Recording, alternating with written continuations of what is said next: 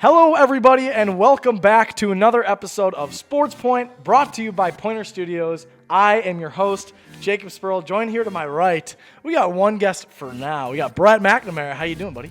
I'm doing perfect, Jacob. You're doing perfect. Talked a little bit about the Minecraft movie before this, so yeah, made me we think did. about my glorious king, Jack Black. Jack Black. Yeah. Totally didn't disown him. Disown him? Disown him. Yeah, whatever. We're about 5 minutes ago. We Yeah. have a lot of sports topics to talk about this episode. We're doing a couple of different things. We're going to actually have some guests come on a little bit, talk about some intramural stuff. But first, we got a couple of big things, some big news that happened today on Tuesday, April 8th, when we're recording this. But we'll get to that in a minute. Let's start off the show traditionally how we do with the crowning champion segment. My crowning champion for this week, Brett, is Giannis Antetokounmpo for being the first player in NBA history to have a 35-point, 17-rebound, and 20-assist game in a victory this past Thursday against the Philadelphia 76ers. He's also only the third player this season to have 30 points and 20 assists in a game. And this is a stat I just saw right before recording this. I think this is the most points and assists in a minimum of a 3-game span since Wilt Chamberlain. That's insane. That's insane. I mean, Giannis has been my favorite basketball player since I can remember. Oh, yeah. Before even he was winning MVPs, I want him to win MVP his most improved season. Like, I just thought, I just loved everything about Giannis. Yeah. And I think just to see him continue to, like, grow every single season. Like, he's always taking the next step. And I think this year, the really big thing that he's, stepped up has been his mid-range shot. Yeah. It's been absolutely insane. It's been kind of lethal, and even in that victory against the Sixers, I think he had one of those. He also had a really clean three. He was literally like the entire team that night. He has to be. I shouldn't bring up the Nuggets now. That's for later. But, all right, who's your crowning champion for this week, Brett? My crowning champion is Abner Uribe. He's my favorite brewer right now. I love him. I was talking flamethrower, as you called him. The flamethrower, yeah. I've been talking about him a little bit, the last couple weeks. But, yeah, he came off the suspended list and instantly became one of the best Brewers pitchers. And he's pitched in 4 games this season with many more to come. And so far, he's got zeros for ERA. And then he's only allowed 3 hits and he has 5 strikeouts as well. That is pretty crazy. He's been pretty good since coming off. This is kind of, you'll mention this later in the baseball segment, but we also started the episode last week by talking about, oh gosh, the Brewers need to. Yeah.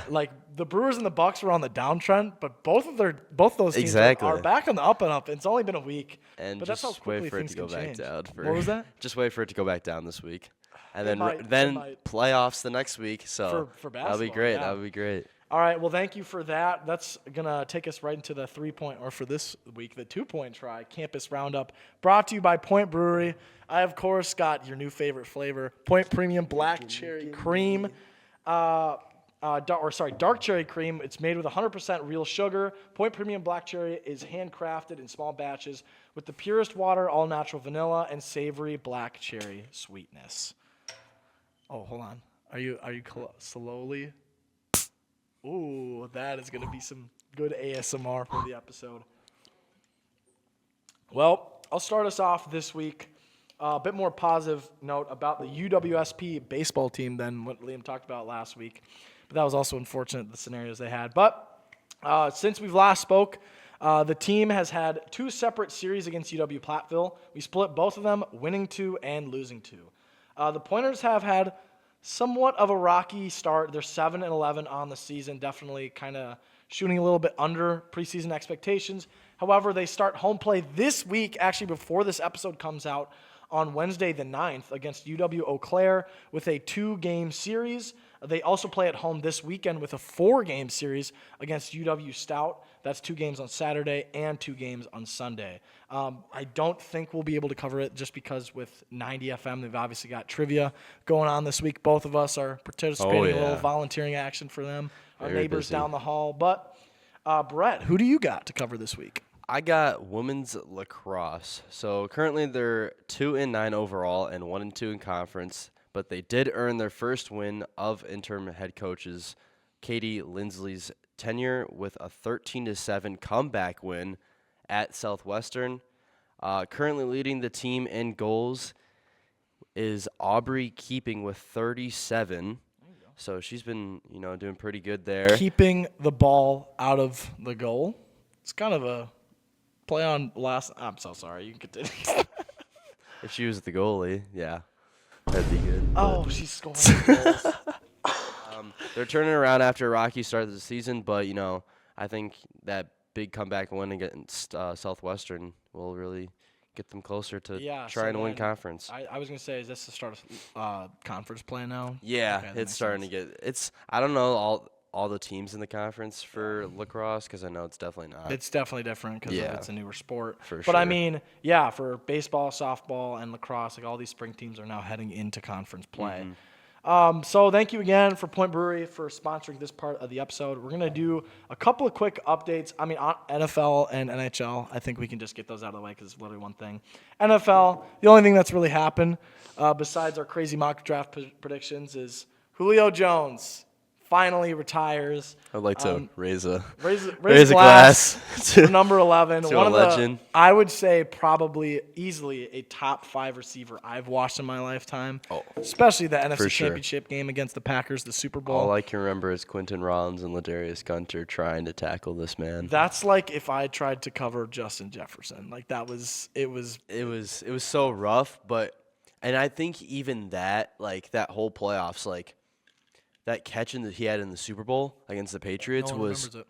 It's incredible. it's stupid. Like everybody should be remembering that. All they think about is the Edelman catch. He's just like, here's the thing. Everybody talks about Calvin Johnson the way I remember Julio Jones because I started watching really football the last year Calvin Johnson played. And he was good that year, but he was going through a lot of injuries and obviously eventually retired.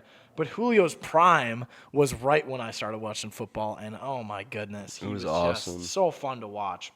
And then really quickly, another big kind of legend moment for the hockey update. Ovi did it. We kind of talked about it last week. Alex Ovechkin finally surpasses Wayne Gretzky as all-time leading goal scorer with 895 goals scored. That is just, oh my gosh. Did you listen to that call? Oh, yeah, for sure I didn't. Goosebumps. I was watching it live too on my phone. Okay. Because I'm not that into hockey, but I mean something like this, you have to watch it live. I feel it's like. just an overall. And that was the same sports thing moment. what happened with LeBron. Like when LeBron passed Kareem, I don't think I watched a Lakers game all season besides when they played the Bucks. Yeah. Like just Shout out Alex Proctor. yeah, it was absolutely awesome to see it live, and then just. It's just a cool experience. Like you're not gonna see this for a very long time. Yeah, I saw it was kind of funny. One of my friends, they posted on their story like Wayne Gretzky's now only one goal away from tying Alex Ovechkin. Yeah, that's funny. Yeah, it was awesome, and he went out on the ice. I think it was in between periods, and where they had the ceremony and congratulated him. No, they did it as soon as he scored the goal. Really? Yeah, same thing happened with LeBron. They do a whole ceremony in the middle of the ice. But the funny thing is that in the NBA, you can just have the media go right to the middle.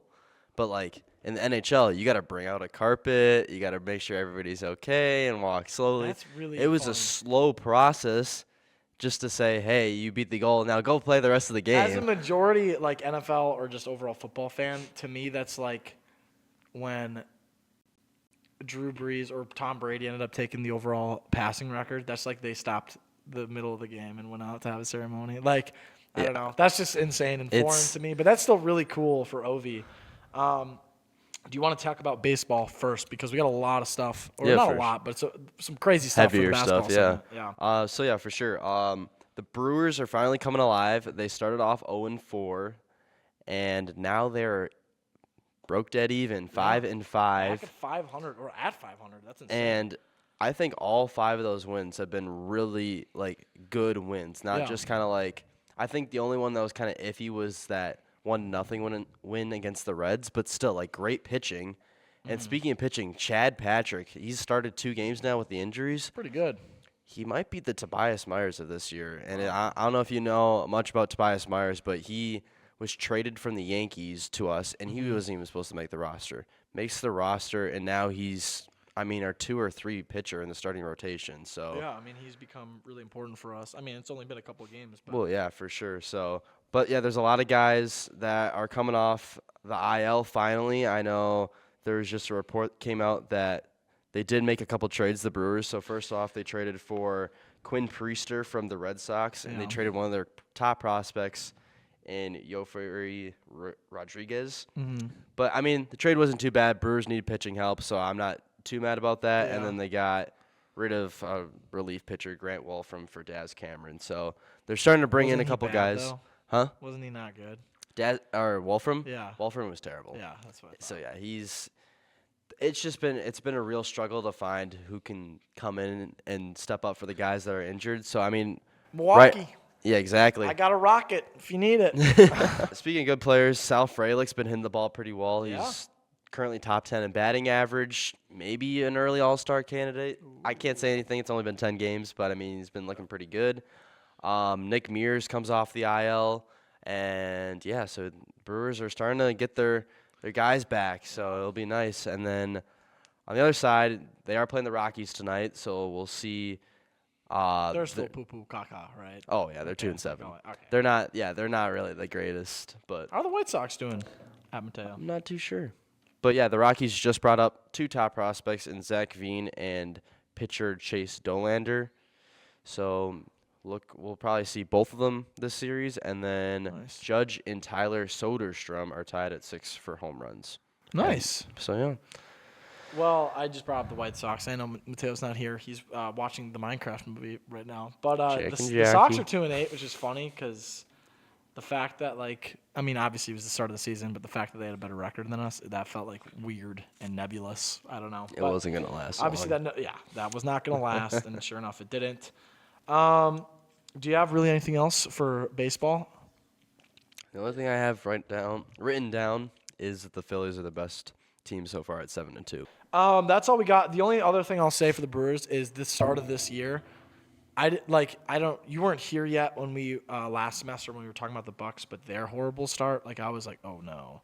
But both NBA and MLB, they're super long seasons. Oh, So yeah, even if for it's sure. a rough start, that can Now, really if the be made up for. Packers went 0-4 to start the season, then We I go would. 0-4 like if? Because like the Brewers did, they Well, went that's 0-4. different. Yeah, if yeah. we go 0-4, If the Packers I'll would start contemplating a lot of different things. Jordan Love would have to be Hot injured. take. I think because of how much offseason hype there was last year, especially in free agency, I think that gave because when the season started, there was a weird energy. That game in Philly was just weird, and obviously Love getting hurt. I didn't like the field at all. No. That was terrible. There was just a weird energy. Jair being hurt like most of the year.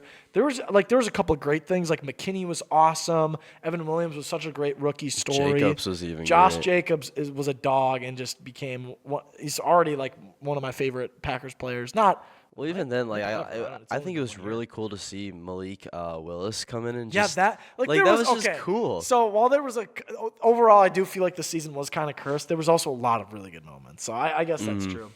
But let's talk about basketball, specifically the NBA update, really quick. I'll talk about the Bucks because we're kind of on the up and up right now. Complete opposite last week. I mentioned last week we were on 0-4. We were on a 4-game losing streak. Well, since the episode, or at least since filming last week, the Bucks are now on a 4-game winning streak. The Bucks also clinched a playoff spot this weekend, and Bobby Portis finally is returning tonight as of recording against the Minnesota Timberwolves, and that's a big game because they're a team that's fighting for a good spot in the what? That's not a big game? It is the Timberwolves. I'm stupid. Carry on. What? I thought it was the Pelicans for some reason. We just played the Pelicans. I know. That's funny. Carry on. I mean, like, obviously, it's not a big game in terms of, like, we're both fighting for the same conference spot. Yeah. But we are still fighting we either are eligible to make the 4th, the 5th, or the 6th seed in the East. We just need to build our team chemistry and see who's gonna. There's no way that Pete Nance, our two-way player, is gonna be getting minutes in the playoffs. No. He was getting minutes a couple days ago. So it's the fact that these guys that are not even supposed to be playing right now are stepping up and actually helping us win games is great.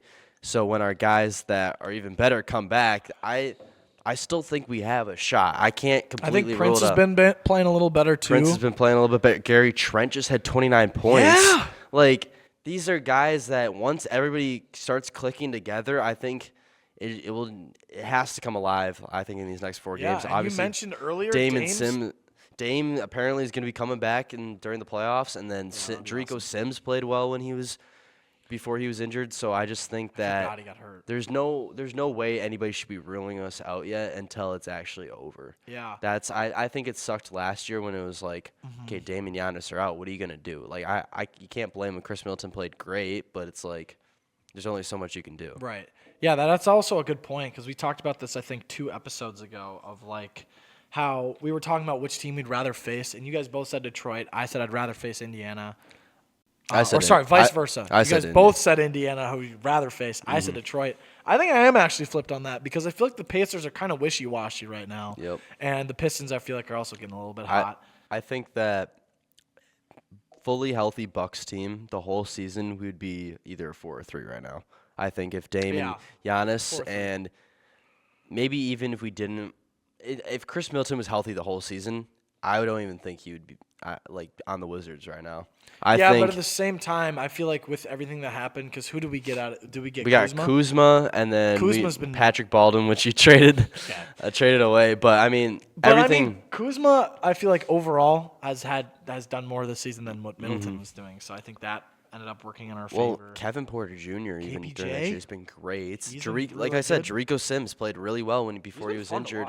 And it's funny because I was looking at this Knicks sports account, and they were saying how well DeLon Wright is playing for them. Yeah. And it's like, okay, well, DeLon Wright, the only reason he wasn't playing well for us is because his minutes were restricted to where he wasn't going to get a lot of minutes because you already have Damian Lillard. You have Ryan Rollins, who's kind of stepping up a little bit. Yeah. So it's like, okay, so he's not going to get minutes. Yes, we're going to ship him off to somebody who could get minutes. I think it was a very good trade for both teams. I think both the guys have worked out. I'm excited for Bobby to come back. We got a lot of things to look forward to. We have 4 games left. Also, like I mentioned, Giannis has been absolutely balling. Do you think – I think he already is in the MVP conversation. Do you think he deserves to be in it or / deserves to win it? Honestly, I'm going to say yes. Like, of course, I think that between him, Shea, and I would say – Jokic, and I feel like I'm missing somebody, but I mean... I feel like Tatum, No. He's always like someone in it, but he's never really in it. I don't like him as a player. But yeah, I just think that in general, I'm trying to see who else I feel like I'm missing somebody. The thing with Shea is I just feel like he's a weapon. It's Shea, Jokic, and I think a lot of his points are from free throws. Yes, and I think that the only reason that Shea will probably win is because he's averaging outstanding numbers. Oh, yeah. But, you got to look at Giannis and what he's done with this team. And both sides of the ball, too. Yeah. Exactly. Like, he's doing things. He's playing better than when he won MVP. Like, the last 2 he won.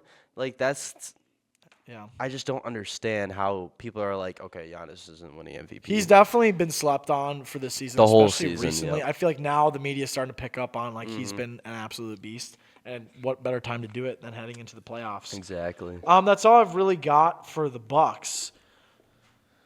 But something happened today as of recording. Shams bomb. I was in the middle of my e-marketing class, and something absolutely distracted me. Can you tell us what happened today with the Denver Nuggets, a team that we really haven't talked about much this year? So I was in sociology class. Oh, okay. We were both in class. Oh, yeah. And I get a notification on my phone, and all I saw was breaking news. And it was from, I'm not sure what sports app what it was, but it covered out, what the news was. So I'm like, okay, well, NBA breaking news, all caps. I'm like, okay, well, trade deadline's passed. There can't be anything that important. Yeah. Maybe it's an injury or something like that. I look on my phone, right to it, Denver Nuggets fire Malone. And I literally looked at my phone in awe. I'm like, there is not even a week of games left. And I think there's 5. There's 5 games left for the Nuggets. 4. And you're firing your head coach while you are currently... they are on a 3-game losing streak. They're the 4th seed. But exactly. They're the 4th seed. Top 5 team even in the West. The Grizzlies are the 8th seed at 46-32. This West Conference is stacked, and yet the Nuggets could eat. I guess the Nuggets could go as low as an 8 seed. That's why there's nothing clinched yet. But it's absolutely insane. Jumped up. I didn't even see that. But yeah, you look at it, and it's besides the Rockets and Thunder, from 3 down to 8, any of those guys could be any of those seeds. Yeah. And then you look at the East, and it's okay, everybody's kind of just dead set besides, a few teams. But it's just Yeah.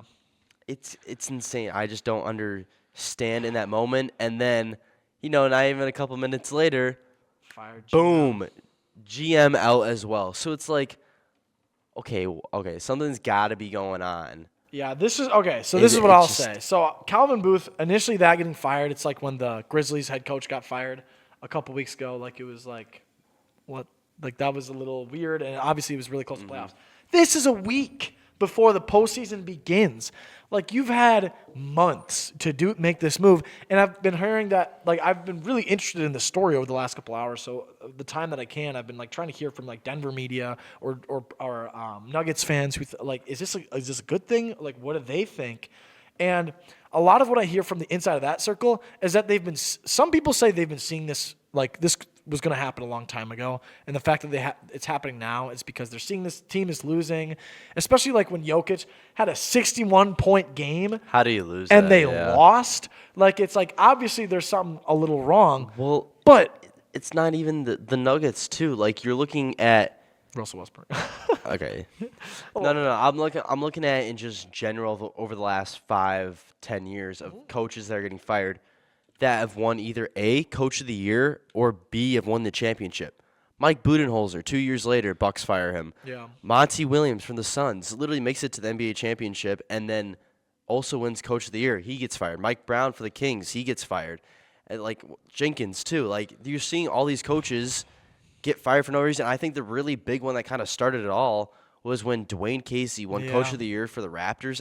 They were the first seed. He got fired right after not making it past the playoffs. It's just like it doesn't make sense. And I think that, I mean, realistically, compared to last year when the Bucks fired Adrian Griffin, like NBA coaches, if you do not do good, you are out, and it really shows. Cutthroat. Yes, exactly. And it's like you would never do that in the NFL if your team was over 500. Yeah, like we were trying to make NFL comparisons too, me and my friend, and like the only one I could really think of that was kind of related was like Doug Peterson.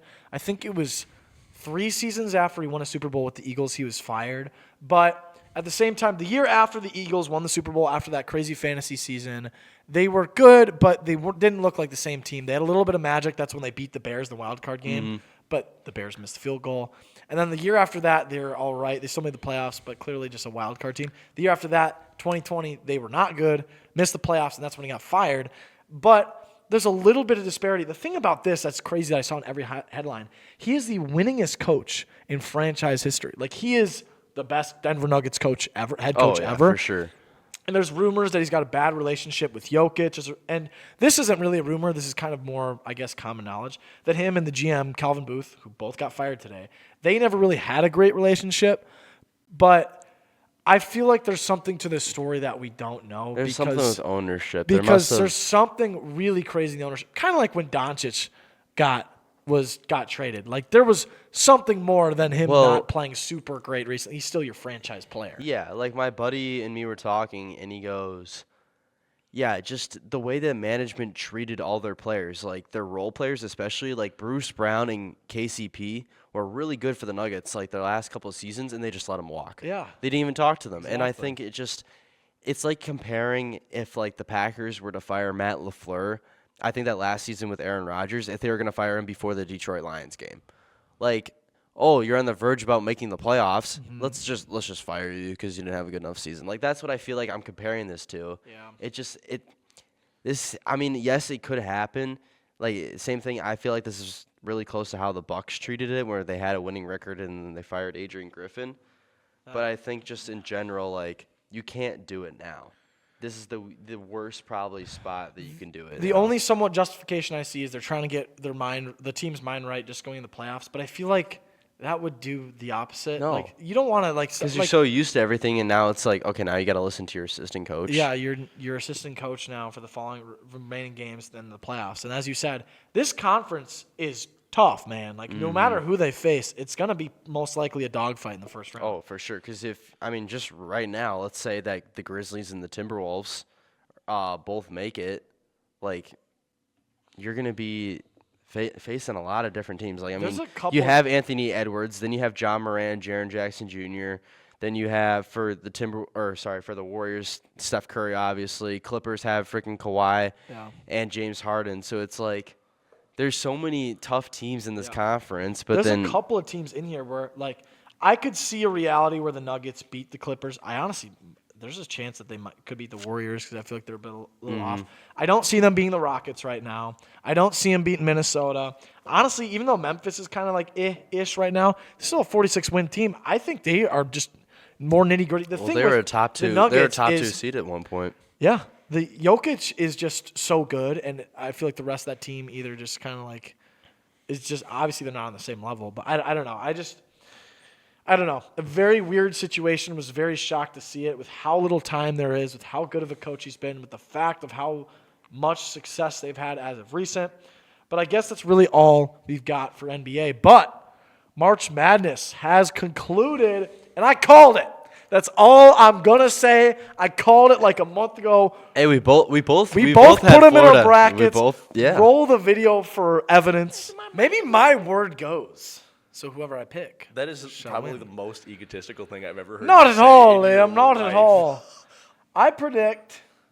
The Badgers. No, let's be realistic. I'm picking the Gators. I knew Florida was going to win. I said it was going to be UConn last year. Florida was a hotter take this year than UConn was last year. Because I feel like UConn was so dominant last year that I knew they were going to win it all. Yeah, I mean, here's the thing. Like they were down. I think it was a 12-point deficit. They were also down by a couple at halftime. They came back and beat the Cougars. They beat Houston in a crazy game. The way that game ended too, with like he like tried getting the shot off, then he lost it. You can't pick it back up. And you can't pick it back up. Yeah. Like that's a tough way for your season to end, especially in the He championship. deleted all of his social media accounts. He did? Yeah. Oh, I didn't see that.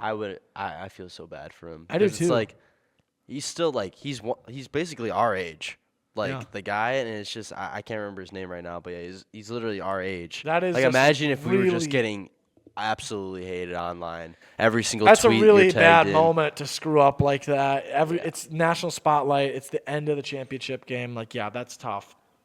But congratulations to the Gators, especially Walter Clayton had a really rough first half, and he's been my guy that I've been watching. He's the only whole time. projected to go like 28th in the draft this year. I mean, he'll be. I don't know. He'll be all right.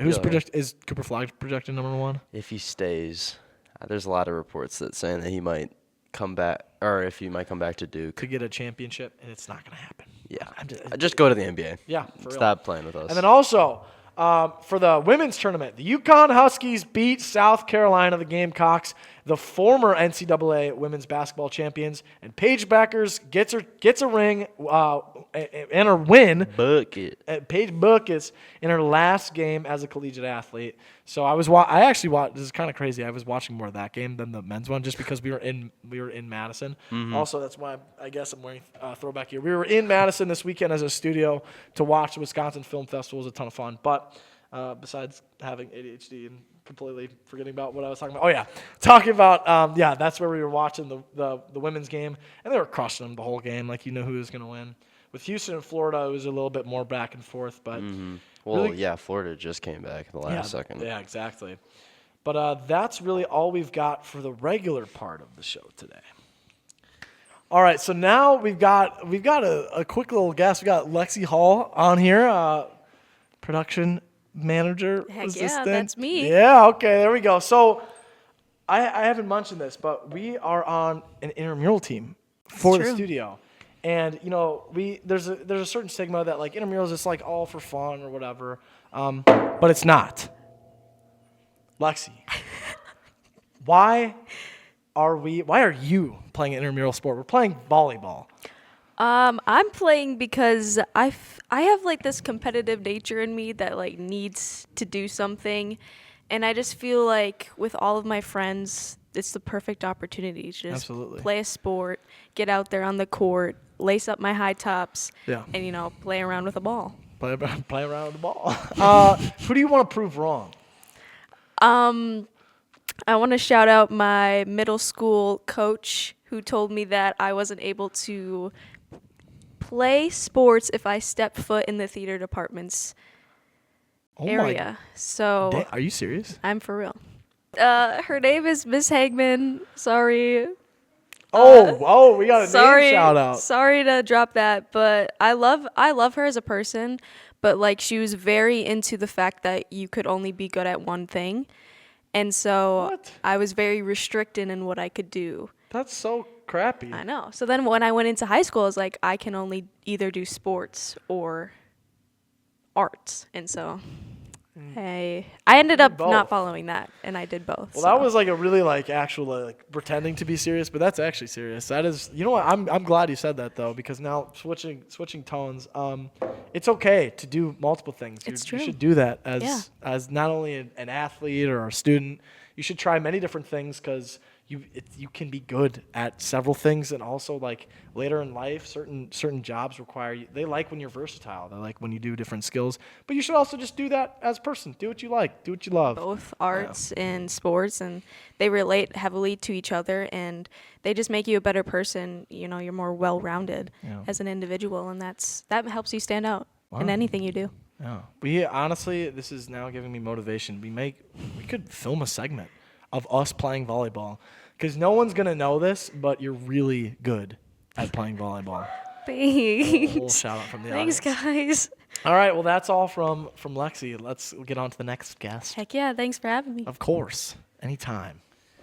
Next guest we got Raegan VanWagner, entertainment producer. I've been in a couple of your episodes. It's due time that you're finally in one of mine. It's true.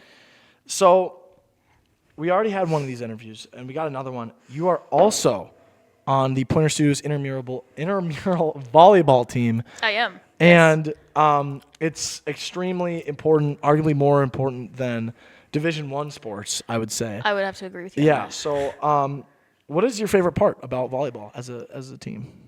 Like here, Yeah. I really like, kind of like what Lexi said. I really like playing with all my friends and seeing them in a different light, because we're all like professional and like we're good at our little things here at Pointer Studios, but seeing them in a different light and challenging themselves in ways that they don't normally is really a joy to see. So I like that.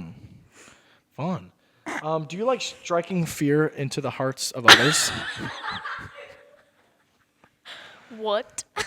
Do you like seeing people not necessarily surprised, but in pain from when you spike the ball at them? Well, I usually don't spike the ball, so no. Oh. But I usually set it up for others to spike the ball. Oh, Yes, okay. yes. All right. I like that. But yeah, because I'm 2 feet tall, it's not very easy for me to spike things. You're so. 2 feet tall? I am. That's really hard to do. How do you manage going about that? Really, really, really like big platform shoes. No, I like doing the surprise. I like the aspect of being a setter because you can kind of be involved in every play, and you can also. I like setting up my friends to go crazy with it. I think it's fun. It's a lot of fun, but it is a lot of fun, genuinely. It is. I agree. All right. I don't know if I have any other questions for That's you. okay. I really don't. So that sounded rude. I'm so sorry. Can you actually remove stuff from the set? Can I remove what? Next guest, please. Next guest, we got Jameson Clauer and James. Obviously, we're both on this intramural volleyball team together. Tell the audience why it is so important. The team or what? What? Yes. What? Yes. Why? Yes. Just because we have a lot of sportsmanship with it. Like I see a lot of other intramural teams not have that, Yeah. especially because our game last night. Ooh. Anyways, Oh my gosh. it was nice. It's Great athletes. nice. It's So, nice. Being a student athlete on campus, what is your favorite type of recognition or get? Have you gotten any autographs yet? I haven't gotten any yet, but I'm waiting patiently. I have a pen in my pocket, so Okay. I'm ready. You did actually. I mean, I kind of mentioned it earlier, but that was before we recorded this. We were at the Wisconsin Film Festival this week, and This did is you true. happen to perchance have a movie at the Wisconsin I Film Festival? did. Yeah. I had a little animated film that I made with my roommate that was in it. Yeah. That's awesome. Last question. Do you think about spiking the ball into other people or no? Yeah. Next guest. Next guest, we got Egg Goyette. So you're also on the intramural volley team. I can't say that word. You're on the intramural volleyball team with all of us. Yeah. What is your favorite part about? Yeah. Yeah. My favorite part of like just the game in general, or like just being part of intramurals, is the fact that it's very like low stakes. Yeah. I get to just mess around with my friends. I get to sprint after class, watching apocalyptic stuff, and then be like, all right, lock in.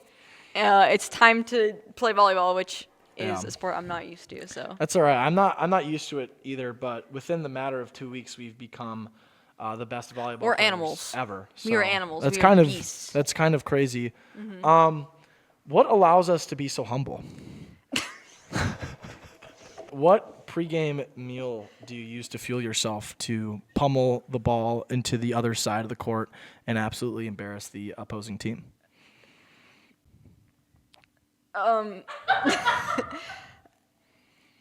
Maybe an iced chai with or a bubbler, and maybe some chips I scrounge and find before class. This is usually 4 hours before I play, and then I go home and I eat so much butter noodles and pass out on my couch. Oh, that's the brain food right there. Yep, Thank you very much. There you go. All right, we got our final guest coming up. Hello and welcome back. I'm Jacob Spoerl, obviously. Anyways, so over here we have Jacob Spoerl. Do you consider yourself more of a like way into the bench player or kind of like closer to the coach bench player? Jacob, I'm glad you asked me this. As a Jacob, I would like to say that I like playing everywhere. Sometimes I play on the net. Oh, really? It's not like a standard practice. It's actually illegal in some countries, but I'm a diverse player. I play for the team. Play for the team or just in general? Next question. Next question. Got it. All right. So I know you recently just asked pregame meal. So what's your pregame meal? I get a lot of my nutrients. I get a lot of my nutrients from the meat variety as well as select I cheeses. see. And those cheeses are? I know you've seen Ratatouille before, so just start. Oh, I do really like Ratatouille, yeah. That's actually how we play sometimes. Sometimes when we're in a bit of a rut, I'll jump on one of my teammates' heads and pull their hair. That's, a great answer. All right. So when you were building this team, what were you I built it? You built this team. Okay, I'm going to say okay. you built it.